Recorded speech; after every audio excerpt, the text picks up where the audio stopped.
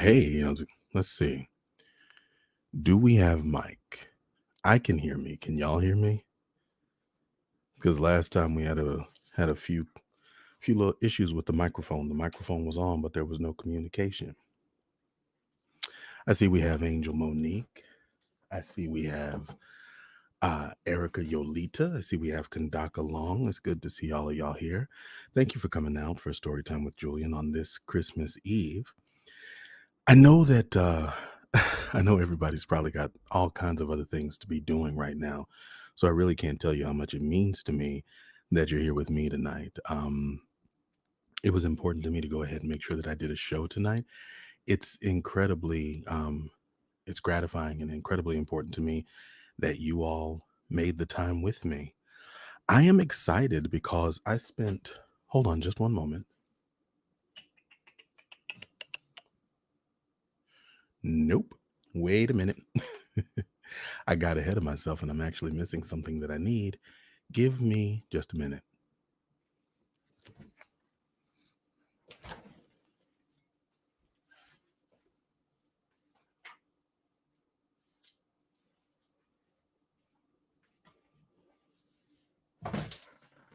I'm pretty sure the mic is picking up all of these sounds as I knock stuff over, but we're going to keep it real cool anyway.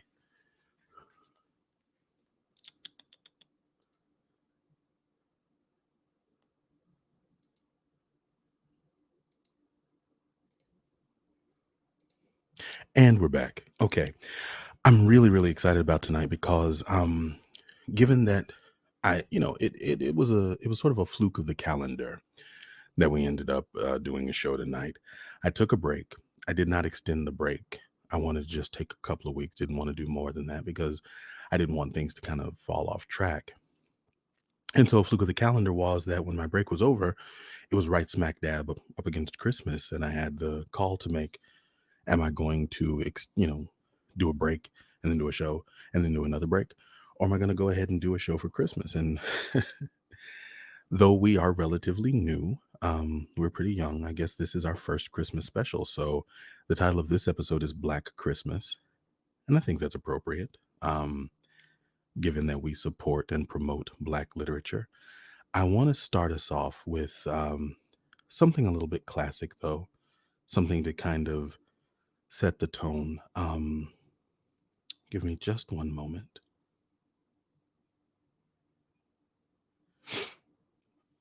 All right. Because I think it's important that we celebrate the holiday classics, even though some of the material that I'm going to bring tonight is going to be a little bit different. I see Mimi Brown is here. I see Dr. Linda Chavers is here. Hello to everybody that's come out. Right now, I'm going to keep it a little bit traditional before we move into the Black lit portion, with a piece that I think is familiar to everyone, and certainly a piece that I always enjoy performing and reciting. It was December 24th on Hollis Ave in the dark when I see a man chilling with his dog in the park. I approached very slowly with my heart full of fear, looked at his dog. Oh my God, an ill reindeer. But then I was illin' because the man had a beard and a bag full of goodies. 12 o'clock had neared. So I turned my head a second and the man was gone. But he left his driver's wallet smack dead on the lawn. I picked the wallet up and then took a pause. Took out the license and it cold said Santa Claus. $1 million in it. Cold hundreds of G's. Enough to buy a boat and matching car with ease. But I'd never steal from Santa, 'cause that ain't right. So I'm going home to mail it back to him that night. But when I got home, I bugged, 'cause under the tree was a letter from Santa, and all the dough was for me. It's Christmas time in Hollis, Queens. Mom's cooking chicken and collard greens, rice and stuffing, macaroni and cheese. And Santa put gifts under Christmas trees. Decorate the house with lights at night. Snow's on the ground, snow white so bright. In the fireplace is the Yule log, beneath the mistletoe, as we drink eggnog.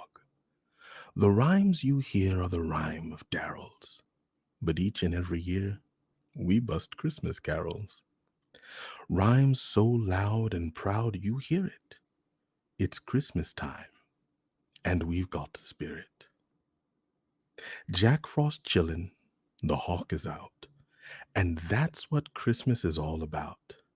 The time is now, the place is here, and the whole wide world is filled with cheer. My name's DMC, with the mic in my hand, and I'm chilling and cooling just like a snowman. So open your eyes and lend us an ear. We want to say Merry Christmas and Happy New Year. And thus busteth the rhyme. Yo, so for those of you all who don't recognize it, that is Christmas in Hollis, the venerable Run DMC classic that they almost didn't do because they thought it would be too corny. And here we are loving it, loving it, loving it like it was just yesterday, yo. Um I wanted to start with that because I am truly, truly excited about some of the works that we're going to be talking about tonight. My mic levels are a little bit off. I know you all can hear me, but there's a hum and an airiness that is that's bothering me, but we're just going to push through it because it's Christmas time. So anyway, I'm really excited about these pieces, but I want to tell you why. I want to share something with you. Before it was time to do tonight's program, I was at odds because as much as I wanted to go ahead and maintain schedule, and I was actually a little bit excited about doing something for Christmas, what had me at odds was I didn't know if I was going to have any material. I was like, if you're going to do a show on Christmas Eve, what you shouldn't do, what seemed like it would be wrong to do, would be doing just another show. And then I thought about that and I was like, well, maybe it's counter programming, right? Maybe we look at it and we say, well, it's everybody else got Christmas stuff going on. They can come to story time for Julian because it's for me. Read to me. They can come to story time with Julian and they can get something other than that. And then I thought, yeah, but the fact that I didn't know offhand what I could read bothered me. If I was just doing, a sort of mainstream literary show, I'd have no shortage of pieces to pull from. The classics of Western literature afford us insights into what white folk think of Christmas all the time because the world dreams of a white Christmas. What they don't really think about is what a Black Christmas looks like. And accordingly, the literature, and there's quite a bit of it that has been created around Black expressions and experiences of Christmas, has been all but buried and lost.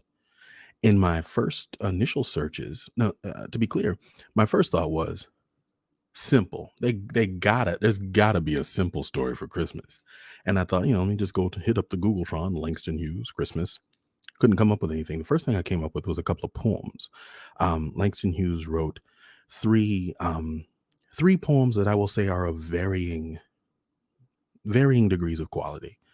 Langston Hughes, I'm never going to shade any of his writing or him as a writer, but everything that we write doesn't always hit the same. And some of his poetry felt a little too gracious, a little too precious, a little too idealistic. There's a poem where he talks about the Statue of Liberty looking down at the city of Manhattan with love. And I'm like, get the fuck out of here. Like, first of all, you got to go to like one specific part of Manhattan and like look off in the distance and you can see the Statue of Liberty. Like it's not like Ghostbusters, Ghostbusters 2. Statue of Liberty ain't just like peeking over Manhattan like, what's going on this side? It's not like that. So that part annoyed me. But then just sort of the rest of it just felt real fluffy. Then I found that Langston Hughes one year sent handmade, hand decorated, typed on his typewriter postcards to all his friends because it was a year following a failed production. He had written the libretto for a musical, and it was critically and commercially panned. Audiences didn't like it, critics didn't like it, it didn't go well. His book of simple stories that had come out that year did not do well, and he was broke. So he handmade Christmas gifts, and they were postcards with little verses on them. So I found those. Um, but I didn't find any direct mention of a simple Christmas story, which was shocking to me. Then I found that he did write a Christmas story, and it was a little bit different. It had a little bit of an edge to it. And so in the digging after that, I was able to uncover an anthology, a treasury of Black Christmas stories that some of them date back to the 1800s, to the late 1800s. And I have to tell you, it was eye opening to read Christmas as experienced by Black folk and the way that we wrote about it. And in particular, the fact that we did not miss the opportunity to write about our struggles and our realities and our pains and the pain points of being Black, even during this time of year. So, what you'll hear tonight will be a mix of some, sort of traditional musings on Christmas, and then some, like I like to call them, weaponized Christmas stories, where the writers force an examination of America's hypocrisy during this time of year, during this time when we talk about peace on earth and goodwill to all men, and the Black man, writ large, Black people, are not beneficiaries of that goodwill. We don't get that period of peace. Um, and these pieces make no bones about holding the comparisons up. Now, if I had the opportunity, I would read many more pieces than what we have scheduled for tonight. I've kind of taken a few to kind of show you the mix of some of what was available. And we're going to start with a very simple one, which is called, let me see, I tried to make headers for all of these, but I may not have. Boom. We're going to start with this very simple one, which is called A Carol of Color by Mary Jennis. That is a typo there. You know what? Hold up. This is a cool thing about being my own producer. Check it out. Boom. There was a typo there, but now there is not. I think this is going to give you kind of a good example of how they used this opportunity to paint a picture of the reality. I may not sleep in Bethlehem. Your inns would turn me back. Because, said Balthazar, unsmiling, my skin is black. I may not eat in Bethlehem. Your inns would frown me down. Because, said Melchior, uncomplaining, my skin is brown. Alone I ride to Bethlehem. Alone I there alight. Because, cried Gaspar, all unheeding, my skin is white. Not one nor two, but three they came to kneel at Bethlehem, and there a brown-faced Christ child laughing welcomed them. And thus ended the verse. That's it. It's just that simple, but just that potent. So here we are. This was a piece written. Goodness, I don't want to lose the. This was written in the 1920s. Um, in the late 1920s, early 1930s, during the period of the Harlem Renaissance. And yeah, writers and artists really across the board were using what they had to let people know what was what. And I'm excited about it. I love it. I'm going to read you another piece now. This one's a little bit more on the traditional side, and I think I think you should enjoy it. I certainly do. This is written in the style of a poem, not unlike "'Twas the Night Before Christmas." This is a piece called "The Christmas Reunion Down at Martinsville." And I want to bring up the comments so I can see what you guys are saying. Okay. The Christmas reunion down at Martinsville. 'Twas a bright Christmas morning in my old Kentuck. Aunt Sally was busy disrobing a duck. A featherless turkey close by her side lay, prepared for the dinner that bright Christmas day. 'Twas a family reunion, and Uncle Joe Moore and his wife, Aunt Sally, both 10 and 60, had gathered round them their girls and their boys, with their children's children, the grandparents' toys. The girls, all past 30, were helping to make the sweet tater puddings, the pies and the cake. The boys and the grandboys, the fires were making. The oldest granddaughter, the biscuits were baking. The little grandchildren, a dozen or more, were having a good time just outside the door, while Uncle Joe Moore, the venerable sire, sat smoking his pipe with his feet by the fire. When the clock told the midday, the feast was complete, and after each member had taken his seat, the venerable sire stood up by his chair, and with arms uplifted, he offered this prayer. "We thank thee, our Father in heaven," he said, "for the abundance of good things before us now spread. We thank thee, dear Lord, that me and my wife have been spared by thy goodness to reach an old life. We thank thee of all things the most and the best, to meet all our children from north, south, and west. Continue thy blessings, thy goodness and love, and prepare us to meet thee in heaven above." The grace being over, the feast was begun. The duck and the turkey were carved one by one. The big chicken pot pie received the same fate. A superabundance was piled on each plate. After the meats came the puddings and pies. Then how the grandchildren all opened their eyes when one of their uncles from up Illinois brought out from the closet a basket of toys. As dinner was over, the venerable sire got up from his seat and stood by the fire. He called to his side each lamb of his fold, and blessed and caressed them as Jacob of old. "What changes we've seen, Sal," remarked Uncle Joe. "These years we've been married, some 40 or so. 'Twas, let me see, 40? Yes, 41 years since the Christmas we first met at Uncle Bill Steers. Excuse me. Since the Christmas we first met at Uncle Bill Steers. I remember, old woman, you looking mighty grand. And I was then, children, a good-looking man. I walked with your mother from Clayton that night, and before we got home, why, I got in a fight. Tom Scott, a patroller, insulted your mother, and I knocked him down, and Ed, his big brother. I then asked your mother if she'd be my wife.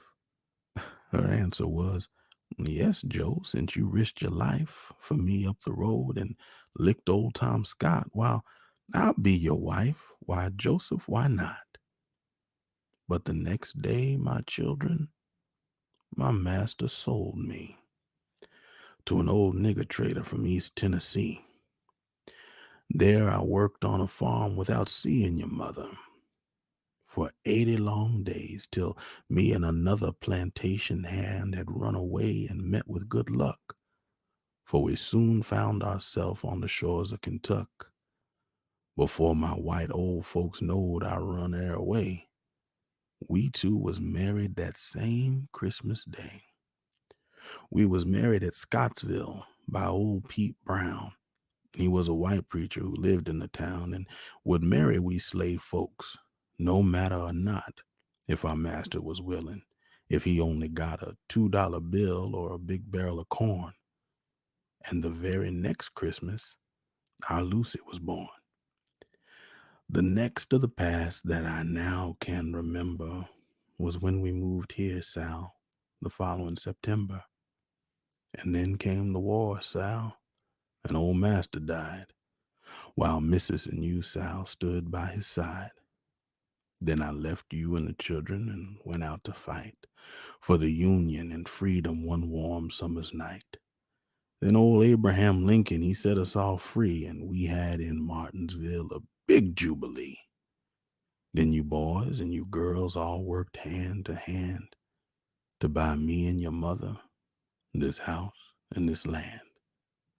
Then some of you married, and some went out west, while me and your mother, along with the rest, stayed on the old homestead and worked night and day, a farming and trucking, and made the work pay.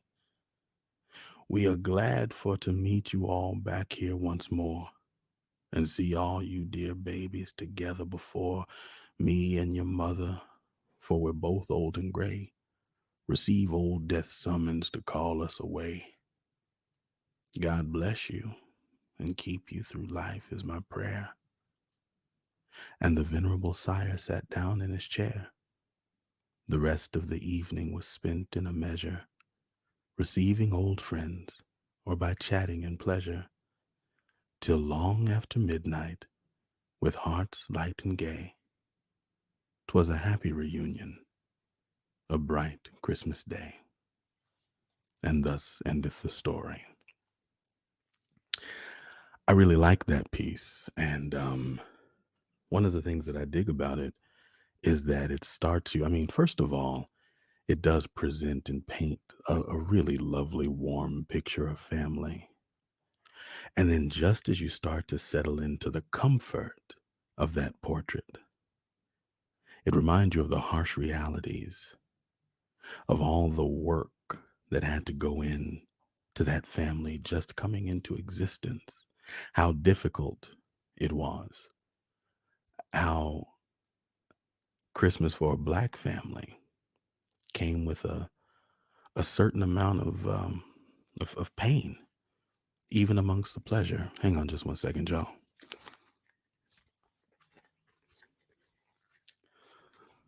And that explains that weird hum that I was hearing. I had my headphones on backwards. It shouldn't matter, but it does. So anyway, I'd love to hear some of y'all's comments. I know you're here. I can see the numbers. Hi, Kelly James. Hi, Terry Meredith. Good to see you here. Hi, Erica Jackson and Tanya Horton. Good to see you. Angel Monique said beautiful, and I agree.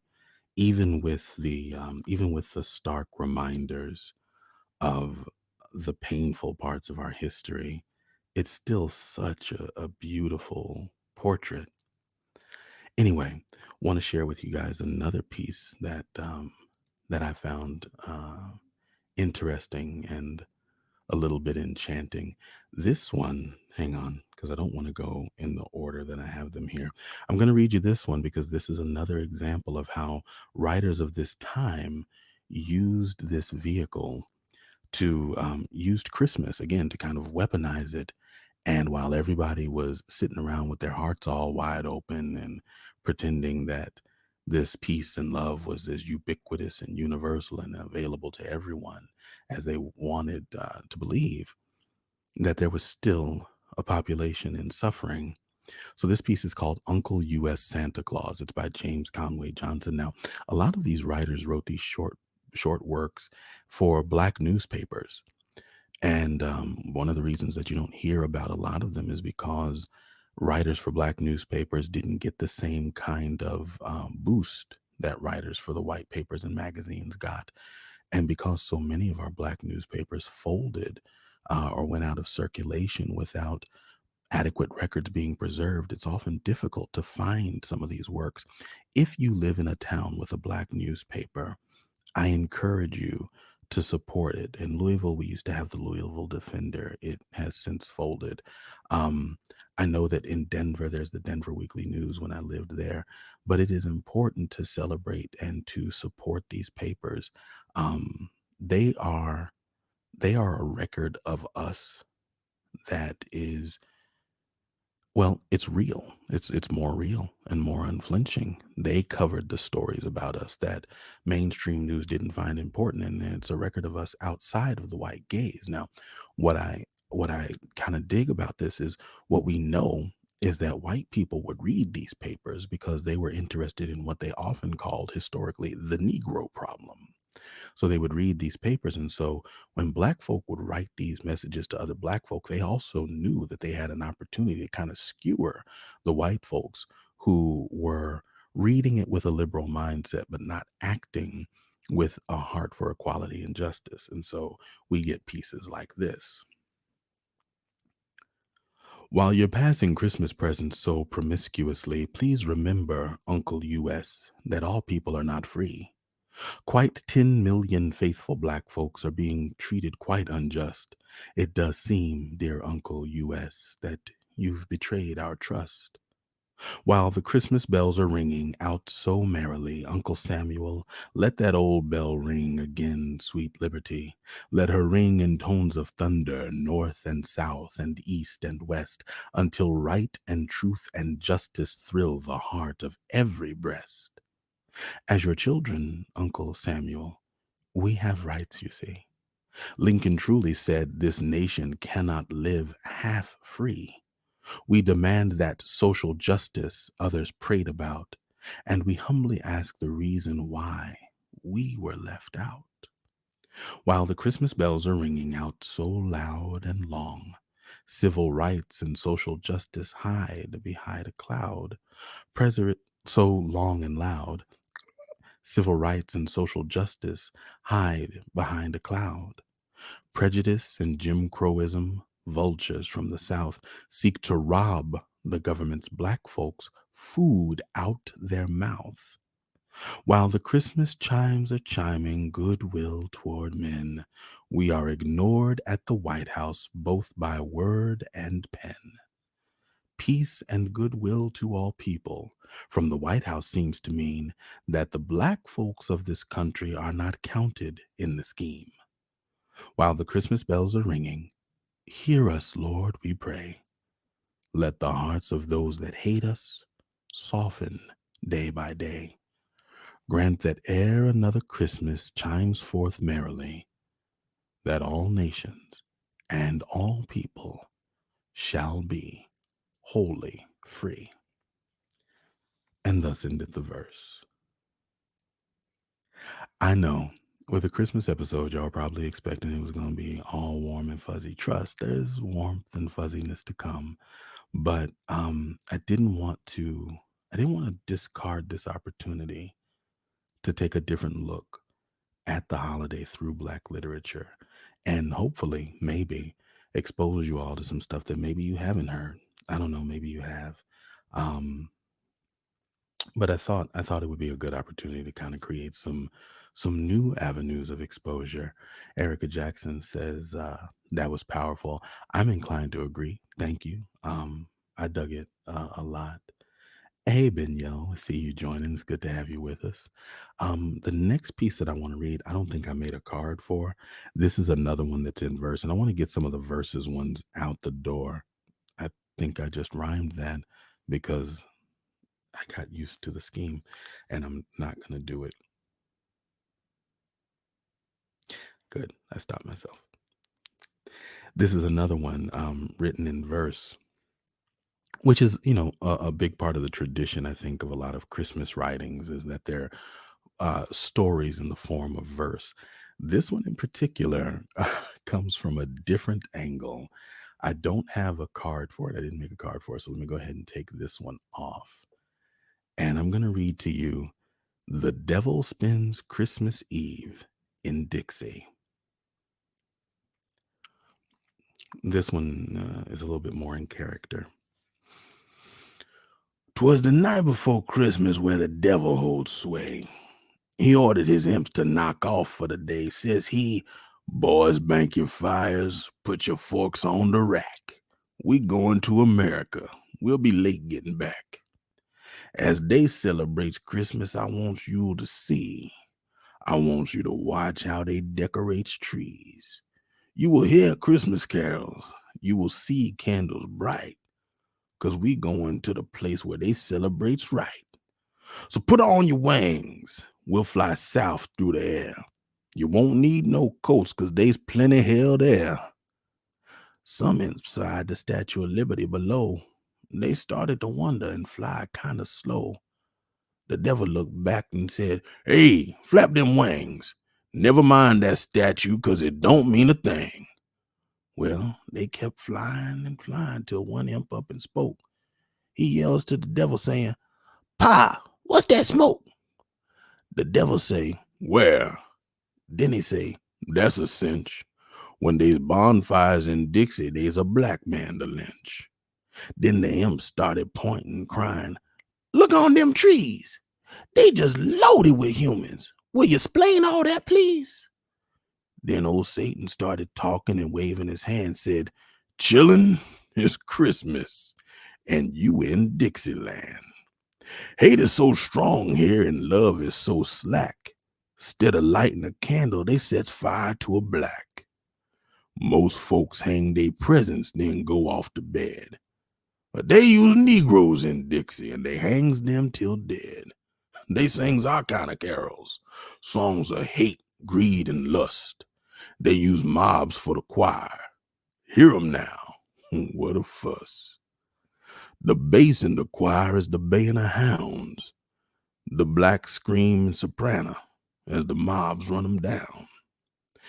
Then the imps took to the air with a screech and a yell, saying, "We heading for home. This America is hell."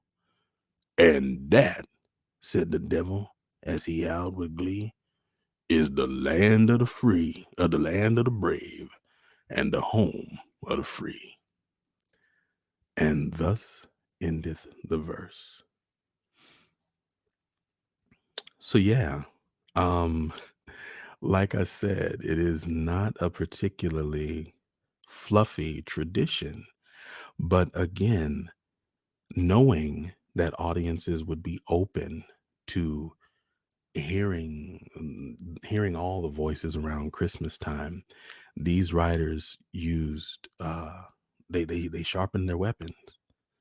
They sharpened their weapons. They got your attention because it was Christmas, and then they said what needed to be said, and they didn't really hold back. Now, some of the longer pieces that I was able to pull and find, some of the longer pieces make big points to show the disparity in the distribution of wealth and the disparity in what a Merry Christmas looks like in some homes versus the other, particularly in Black homes versus white homes. Now, there are some authors that wrote intentionally for the Black middle class, and they just wrote straightforward, straight ahead, traditional Christmas stories with all the mirth and the magic, and Saint Nicholas with all of his wonder and glee and whimsy and love.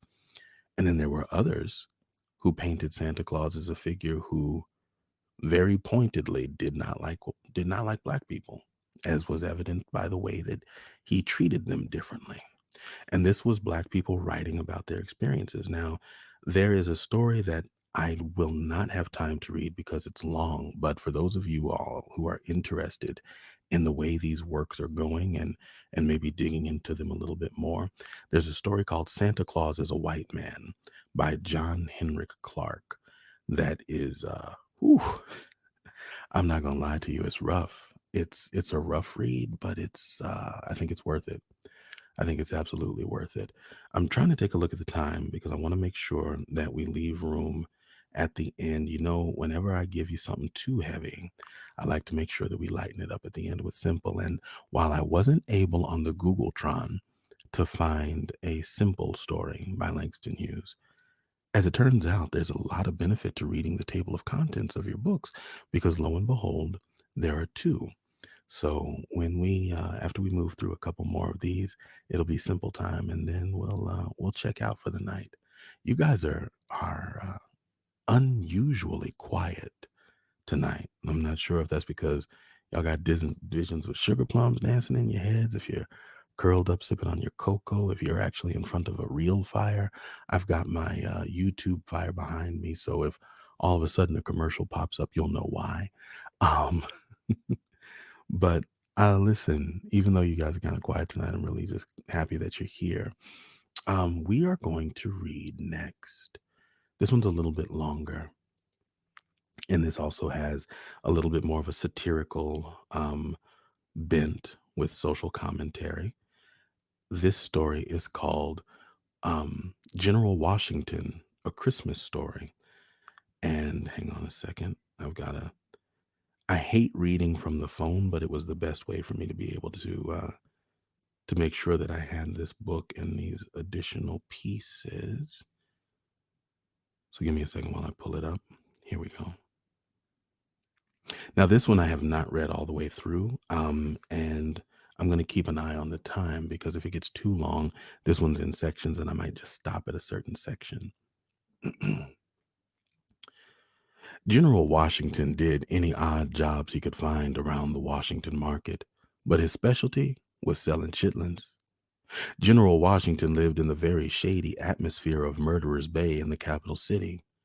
All that he could remember of father or mother in his 10 years of miserable babyhood was that they were frequently absent from the little shanty where they were supposed to live, generally after a protracted spell of drunkenness and bloody quarrels when the police were forced to interfere for the peace of the community.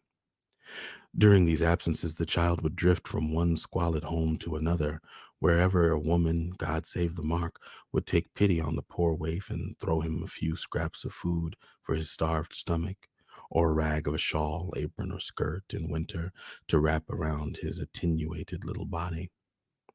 One night, the general's daddy, being on a short vacation in the city, came home to supper, and because there was no supper to eat, he occupied himself in beating his wife. After that time, when the officers took him, the general's daddy never returned to his home. The general's mammy? Oh, she died. General Washington's resources developed rapidly after this. Said resources consisted of a pair of nimble feet for dancing the hoedown, shuffles intricate and dazzling, and the juba, a strong pair of lungs, a wardrobe limited to a pair of pants originally made for a man and tied about the ankles with strings, a shirt with one gallows, a vast amount of brass, and a very, very small amount of nickel. His education was practical. If a corn dodger costs 2 cents and a feller ain't had got the 2 cents, how's he going to get the corn dodger? General Washington ranked first among the knights of the pavement. He could shout louder and hit harder than any among them.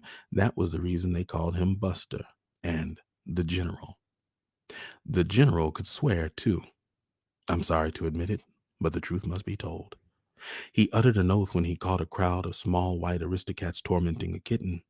The general landed among them in quick time and commenced to knocking heads out at a lively rate. Presently, he was the master of the situation and marched away triumphantly with the kitten in his arms, followed by stones and other missiles which whirled about him through space from behind the safe shelter of backyards and street corners. The general took the kitten home. The general took the kitten home. Home was a dry goods box turned on end and filled with straw for winter. The general was a happy lord in summer, but the winter was a trial. The last winter had been a hard one, and Buster called a meeting of the leading members of the gang to consider the availability of moving farther south for the hard weather. Bears talk to me, fellas. Washington's a heap colder than it used to be, and I was mighty unscrupulous about stopping here. Business am mighty pert, said Teeny, the smallest member of the gang. Suppose we put off meandering till after Christmas. James Henry, fellas, ain't no Christmas for me outside of Washington. That's so, Teeny, came various members as they sat out on the curb, playing an interesting game of craps. Then here we is till after Christmas, fellas. Then this son iguana move. Sure hear me? The gang's with you, Buster. Move it is. It was about a week before Christmas and the weather had been unusually severe. Probably because misery loves company, nothing could be more miserable than his cat. Buster grew very fond of Tommy. He would cuddle him in his arms every night and listen to his soft purring while he confided all his own hopes and fears to the willing ears of his four-footed companion, occasionally pulling his ribs if he showed any signs of sleepiness. But one night, poor Tommy froze to death. Buster didn't. More's the wonder. only his ears and his two big toes. Poor Tommy was thrown off the dock into the Potomac the next morning, while a stream of salt water trickled down his master's dirty face, making visible for the first time in a year the yellow hue of his complexion.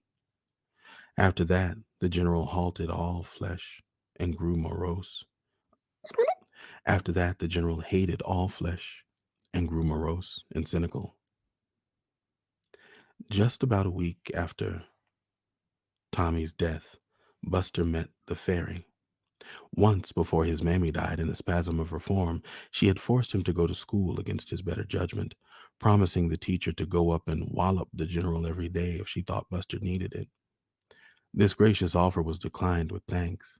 At the end of the week, the general left the school for his own good and the good of the school. But in that week, he learned something about fairies, and so after she threw him all the pinks, that's flowers, that she carried in her hand, he called her to himself, the fairy. Being Christmas week, the general was pretty busy. It was a great sight to see the crowds of people coming and going all day long about the busy market. Wagon loads of men, women, and children, some carts drawn by horses, but more by mules. Some of the people well dressed, some scantily clad, but all intent on getting enjoyment out of their leisure season. This was the season for selling crops and settling the year's account. The storekeepers, too, had prepared their most tempting wares, and the thoroughfares were crowded. "I 'clare to the Lord, I done busted my old man show," said one woman to another as they passed. Exchange greetings outside a store. "Never mind," returned the other. "He'll work for more. This Christmas, honey." "To be sure," answered the first speaker, with a flounce of her ample skirts. Meanwhile, her husband pondered at the advisability of purchasing a mule, feeling in his pockets for the price demanded, but finding them nearly empty. The money had been spent on the annual festival. "Old mule, I want you mighty bad, but you'll have to slide this time. It's Christmas, mule." The wise old mule actually seemed to laugh as he whisked his tail against his bony sides and steadied himself on his three sound legs. The vendors were very busy, and their cries were wonderful for ingenuity of invitation to attract trade. "Hello there in the cellar. I's got fresh eggs for the occasion. Now's your time for eggnog with new eggs in it." There were stalls, too, kept by the venerable aunties and filled with specimens of old-time Southern cheer. Coon, corn pone, possum fat, and hominy. There were piles of gingerbread and boiled chestnuts, heaps of walnuts and roasting apples. There were great barrels of cider, not to mention something stronger. There were terrapin and those persimmon and those chinquapin in close proximity to the succulent viands, shine and spare rib, sausage and crackling, savory souvenirs of the fine art of hog killing. And everywhere were faces of dusky hue. Washington's great Negro population bubbled over in every direction. The general was peddling chitlins. He had a tub upon his head and was singing in strong, childish tones. "Here's your chitlins, fresh and sweet. Young hawk's chitlins, hard to beat. Methodist chitlins just been biled. Right fresh chitlins, they ain't spoiled. Baptist chitlins by the pound. As nice as chitlins was ever found." "Hey, boy, does you mean to say they is real Baptist chitlins sure enough?" "Yes, ma'am." "How does you make that out?" "The hog raised by Mr. Robertson, a hard shell Baptist, ma'am." "Well, let me have 2 pounds." "Now," said a solid-looking man as General finished waiting on a crowd of women and men, "I want some of those Methodist chitlins you been hollering about."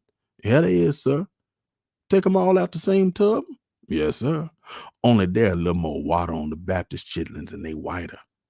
"How you tell 'em?" "Well, sir, 2 hogs chitlins in this tub, and one of the hogs raised by Unc Bemis, and he a Methodist. If that don't make him a Methodist hog, nothing will. Weigh me out 4 pounds, sir." In an hour's time, the general had sold out. Suddenly, at his elbow, he heard a voice. "Boy, I want to talk to you." The fairy stood beside him. She was a little girl about his own age, well wrapped in costly velvet and furs. Her long fair hell, her long fair hair fell about her like an aura of glory. A pair of gentle blue eyes set in sweet, serious face glanced at him from beneath a jaunty hat with long, curling white feather that rested light as a thistledown upon the beautiful curly locks. The general could not move for gazing, and as his wonderment grew, his mouth was extended in a grin that revealed the pearly whiteness of 2 rows of ivory. Boy, shake hands. The general did not move. How could he? Don't you hear me? Asked the fairy imperiously. Yes'm, replied the general meekly. Deed, missy, I's too dirty to teach him clothes of yourn. Nevertheless, he put forth timidly and shallowly a small paw, begrimed with the dirt of the street. He looked at the hand and then at her. She looked at the hand and then at him. Their eyes meeting, they laughed, the sweet laugh of the freemasonry of childhood.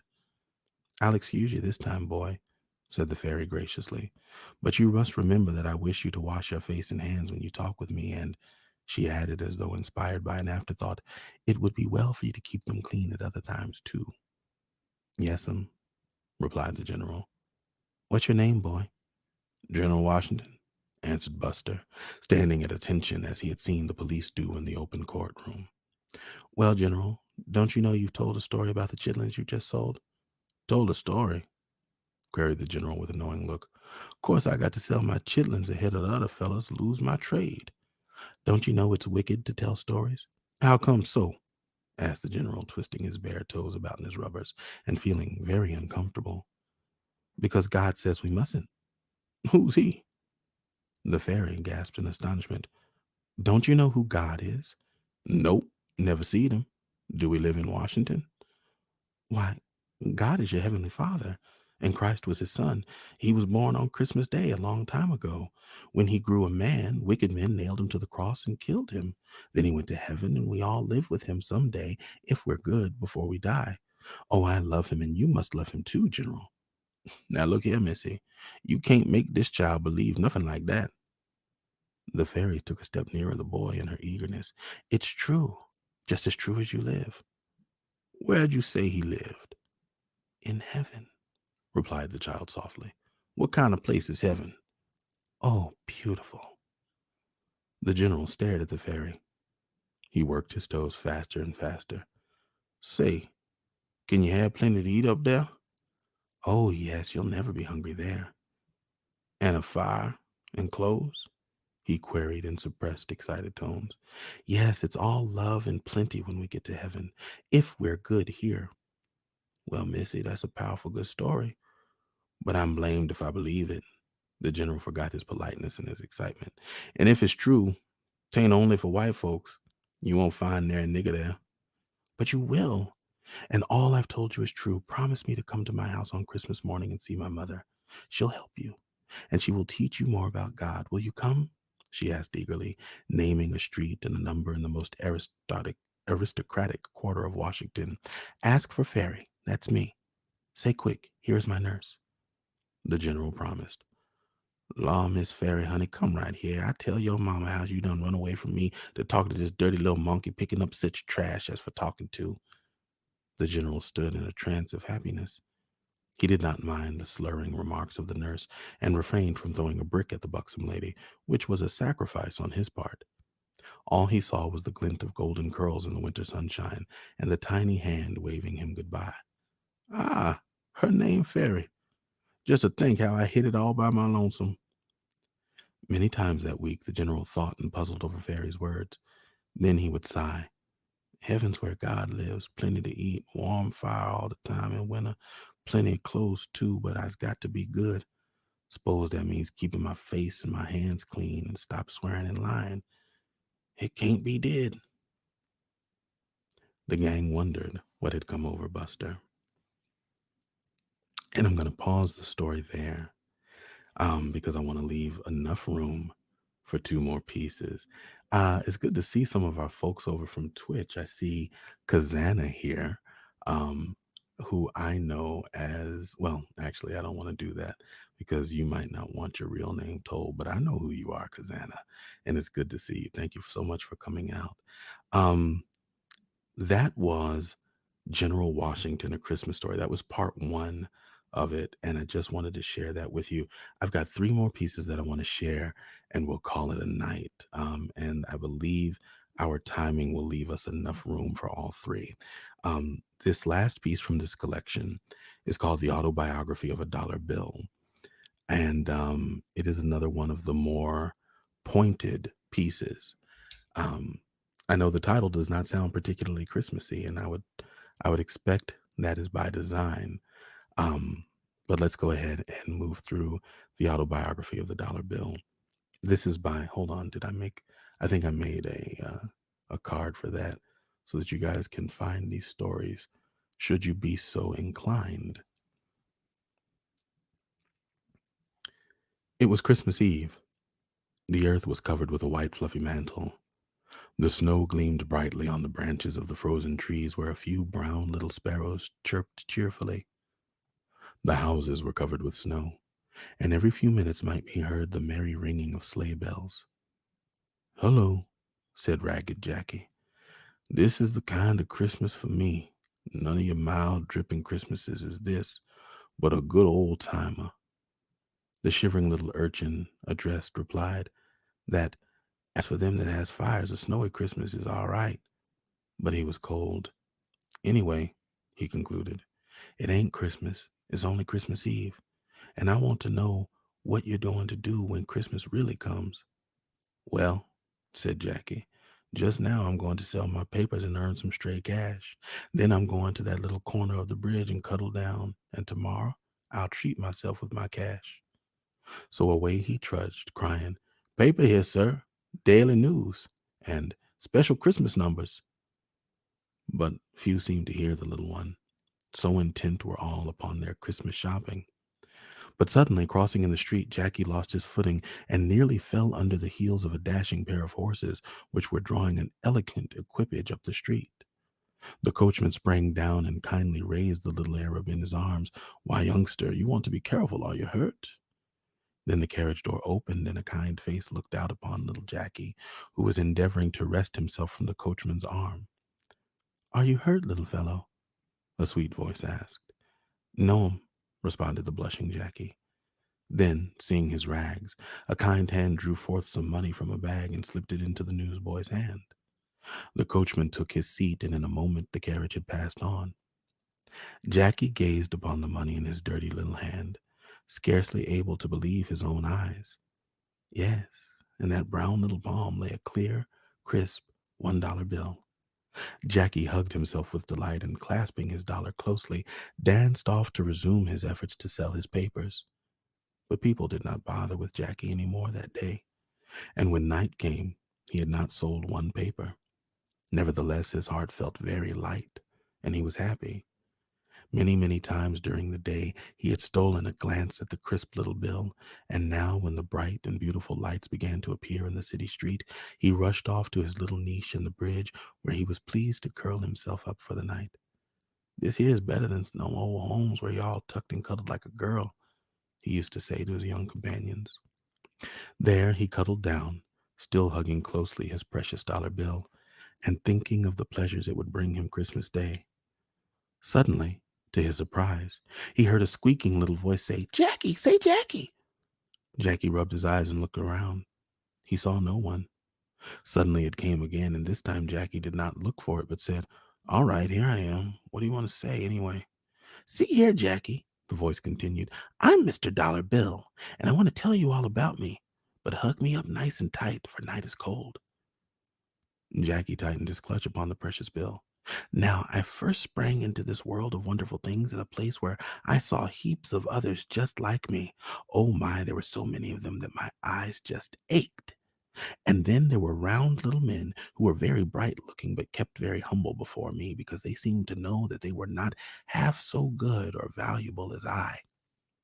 Then there were some little silvery things which we called little dimes, and I believe there were more of them than any of us could ever imagine. Well, I stayed in this a good while until I got really tired.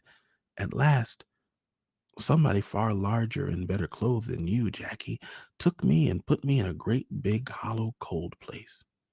If I had been alone, I would not have liked it at all, but there were lots of others just like me, only none of the shining things were there. I asked some of the more important men what it meant, and they said little ones were to be seen and not heard, and that I must live and learn. But I was not there long, for a great broad hand came and hauled me out. I felt myself being whirled through the air for a few moments, and then I was suddenly plunged into utter darkness. Ah, Jackie, that was a black moment for me. I could not tell where I was. For a long while I felt as if I were moving. Then suddenly I was whisked out again and put into a little wee box and felt myself scudding along at a terrific rate. I wondered where I was going. I was snatched from there just as suddenly, but before I was again plunged into darkness, I caught a gleam of a bright and pretty thing and moving great mass of people. Jackie, where was I? Oh, I guess somebody went to do some Christmas shopping, as they call it, with you and took you into one of those beautiful stores. Very good, replied the Bill complacently. You're not a bad little chap for your age, Jackie, not at all. Well, to proceed with my tale, I met there an old friend, Jackie. Yes, my boy, an old friend, for I myself have had many travels, and I'm beginning to feel old, though I look so bright and new. The last time I had seen him was when we lay in a great box together. He recognized me instantly, and I began to talk to him. Hello, old fellow, I said. Here we are again. Now, where have you been?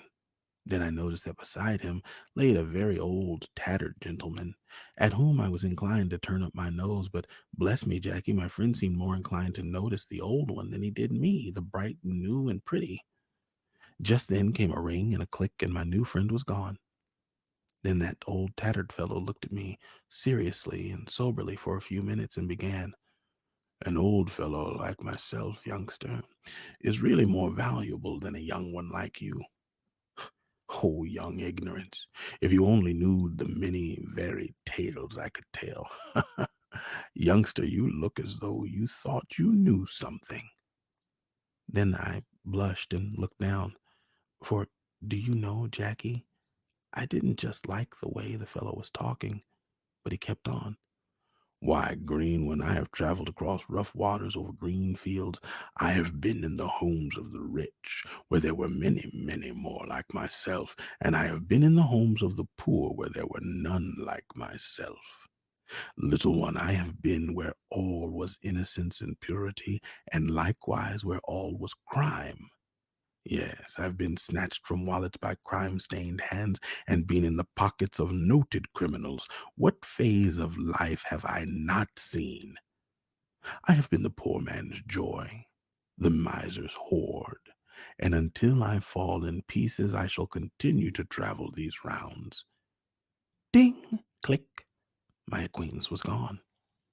There were lots of other bills there, too, who, do not doubt, were worthy of my notice, but really, Jackie, that last wonderful fellow had scarcely gone when rude hands snatched me, sped me through space, and once more consigned me to gloom. But I did not mind the darkness so much this time, for I reflected upon the old one's story and hoped that I might live to be ragged, worn old fellow as he was. You see so much more of life, Jackie. While I studied and thought, I could hear sweet voices speaking, and suddenly a kindlier and gentler hand gave me into your keeping. Some way or another, I took a fancy to you directly. You seemed to treat a fellow as if he'd had some feeling, and you had some consideration for it. I really like you, Jackie. And when Christmas morning comes and I am leaving you, for I suppose I must, do not grieve, for I shall always be on the watch for you again. Oh no, you shall never go, cried Jackie with energy. He gave a start and sprang to his feet. It was early, early in the blessed Christmas morning, and already the bells were chiming the birth of the babe in Bethlehem. How they rang in Jackie's ears and heart. What? Have I been dreaming all this? Not a bit of it. I heard that dollar just as plain as I hear these bells, and I know that even if I part with my dear old Bill, he'll be on the lookout for me, and someday I'll have him again. And thus endeth the story. The reason why I dug that story and pulled that one out is because I liked it as an allegory Um, it was really, really, I thought it was really interesting the way that the bill was personified and noting the travel, particularly of the old and used bill. Um, the intention of the author was to create a distinction between the bills and the change and to use that as an allegory of race. How successful that is in this time, I don't know. I would imagine that at the time of its writing, it probably landed a lot more heavily. But speaking of heavily, that's all the heavy stuff. I really enjoyed that George Washington story and would love to finish it, but I've noted by the time we got to it that it was a little bit longer than it was a little bit longer than we would have had time for. There were two more sections of it. I may do a pop in and do the rest of it. I may create a room in the after story depending on if my voice holds up. And with that, actually give me just one moment so that I can refresh myself, please. I appreciate your patience.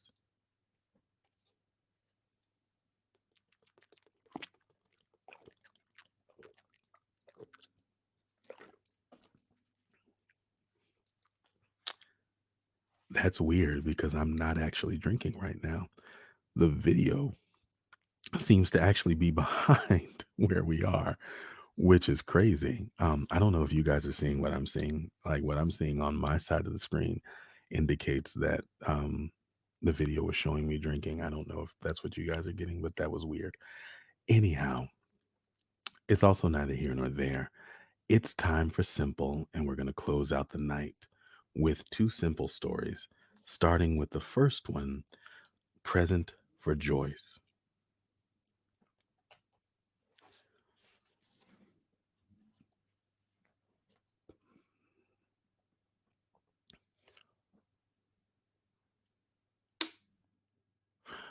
Rowdy. Now that's a nice word. Sometimes I like to be rowdy myself, but I do not like to run with rowdies. Why is that? I like to drink, but I don't like drunks. I don't have the education to mingle myself with educated folks. I don't have a white wall Cadillac to keep up with sports, numbers, writers, and doctors. And not smoking reefers, I can't pal around with hep cats. So who are my buddies? You and a couple bartenders. The point of such a dissertation at this moment being what?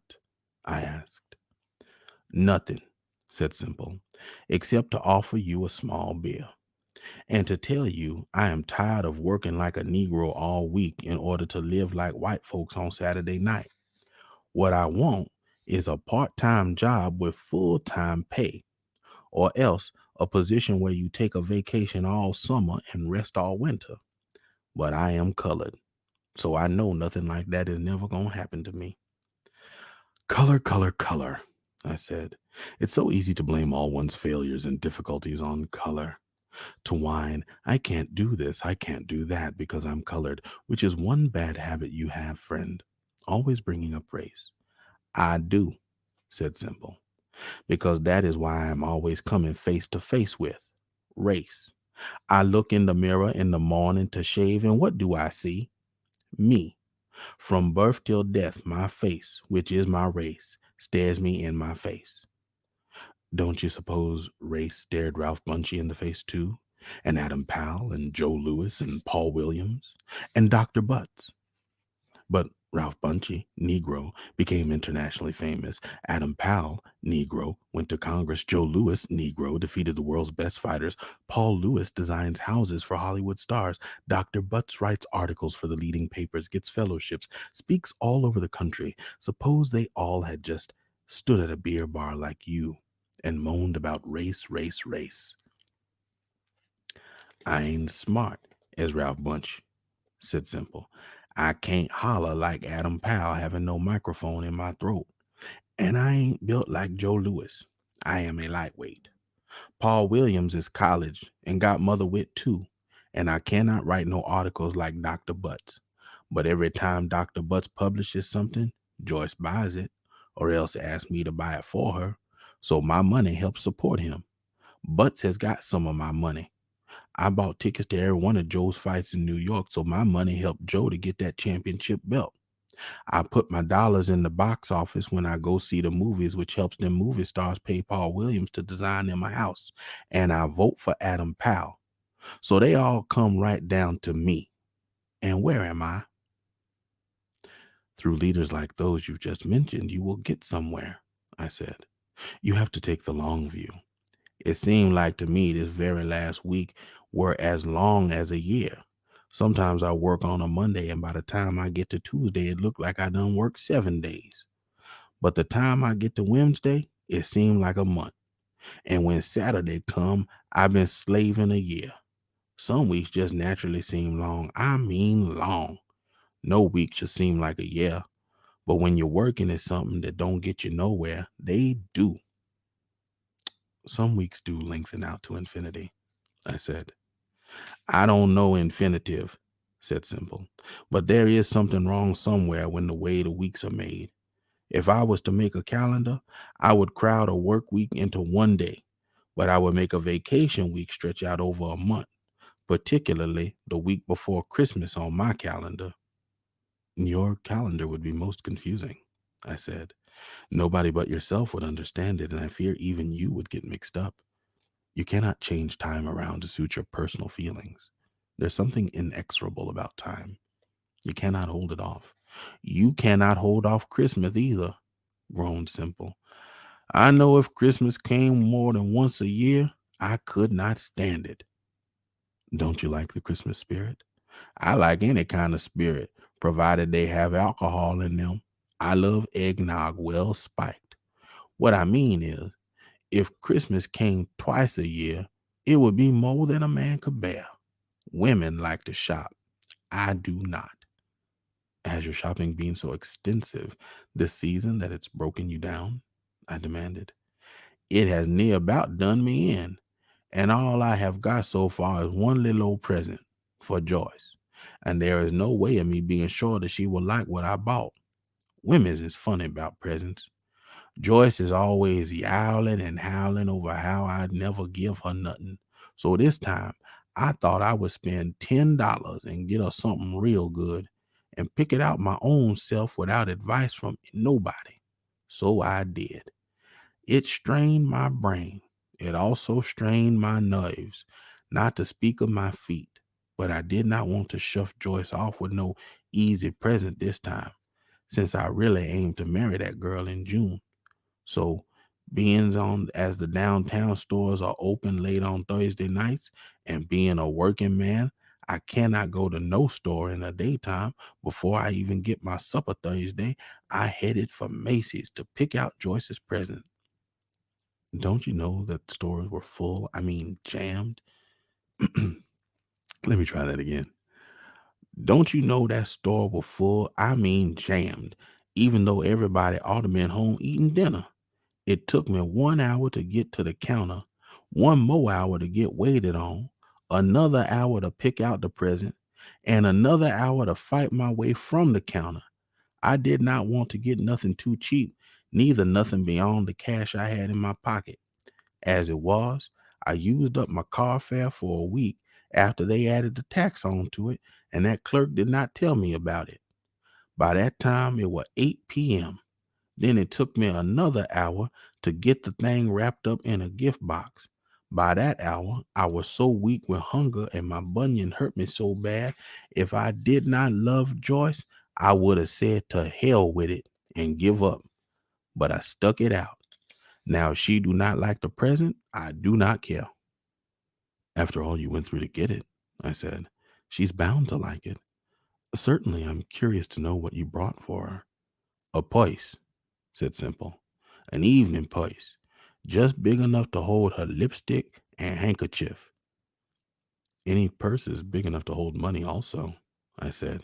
So that is what your gift will remind her of. Doggone it, said Simple. You are right. Money.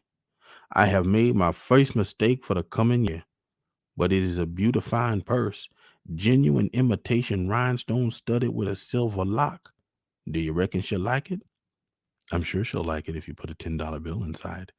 Daddy-o, yelled Simple. Must I give her my life? Besides, I will never open up that gift package to put nothing inside. I couldn't get it tied up again. You could put the $10 bill on the outside, I said. I could put the toll bill on the outside. Then she could take it back and get 10 on a refund. Joyce would not be so callous on Christmas, I said. She'd wait until after Christmas, said Simple. And thus endeth the story. I see Kelly James in full support of Simple support of eggnog. I thought I saw a conversation a moment ago about something about rum and viscous drinks, and I just ignored it. All right, y'all, we have come pretty much to the close of the evening. It's 11:02. I think that gives us just enough time to read this last story and maybe have a couple of words. Again, thank you so much for coming out to this Christmas Eve version of Storytime with Julian. I know there are so many other things you guys could be doing, so the fact that you're here with me by this roaring desktop fire is a real treat and a real gift to me, and I thank you.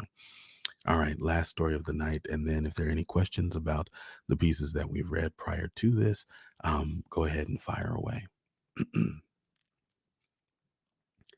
Christmas song. Just like a Negro, said Simple, I have waited till Christmas Eve to finish my shopping. You're walking rather fast, I said. Be careful, don't slip on the ice. The way it's snowing, you can't always see it underneath the snow. Why do you reckon they don't clean off the sidewalks in Harlem nice like they do downtown? Why do you reckon? I asked. But don't tell me. I don't wish to discuss race tonight. Certainly not out in the street as cold as it is. Patty's is right down the next block, said Simple, heading steadily that way. I am going down to 125th Street to get 2 rattles. One for Carlisle, baby, 3rd floor front, and one for that other little old baby downstairs on the 2nd floor rear.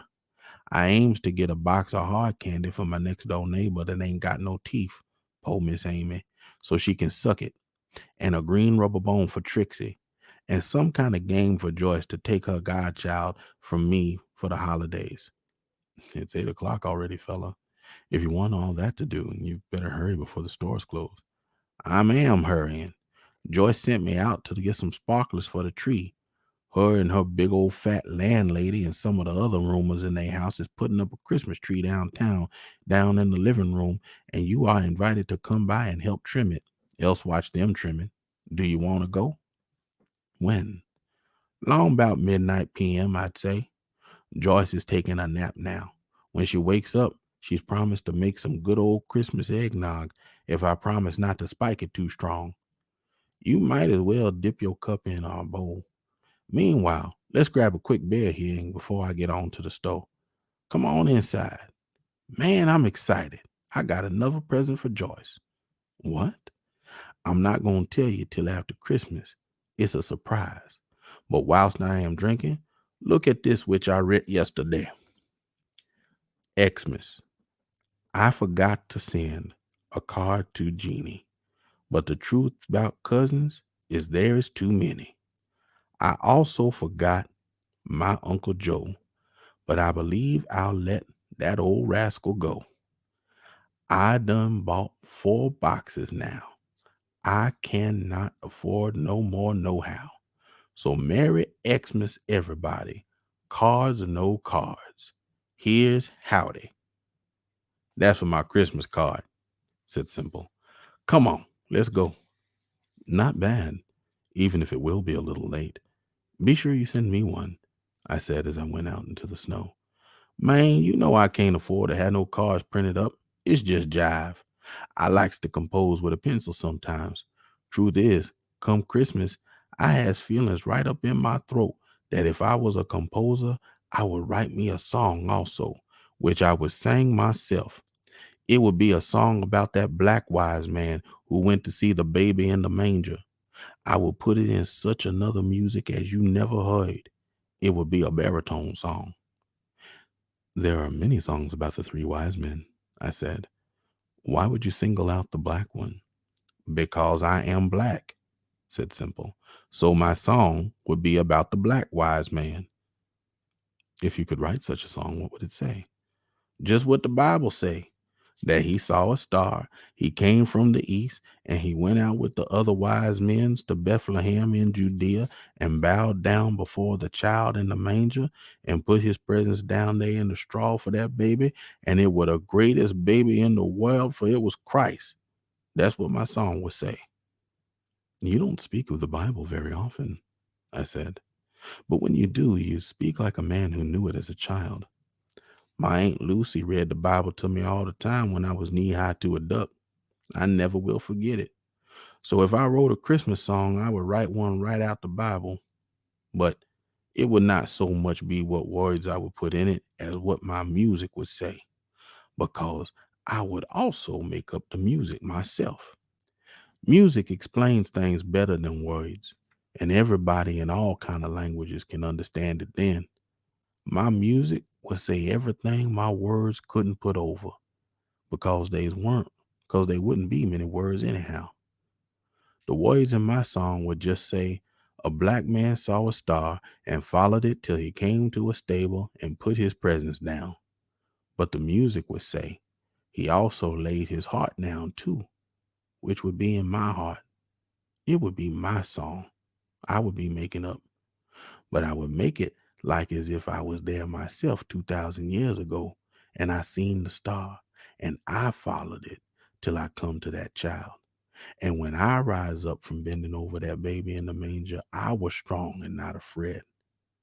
The end of my song would be not afraid. That would be the end of my song. It sounds like a good song, I said. It would be the kind of song everybody could sing, old folks and young folks. And when they sang it, some folks would laugh.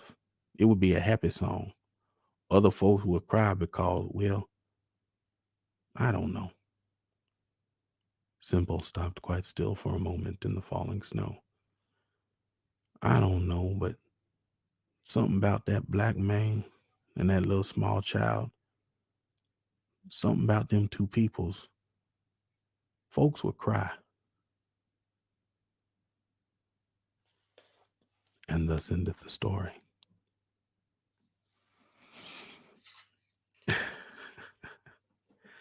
Simple always has a word, don't he? Simple always has a word.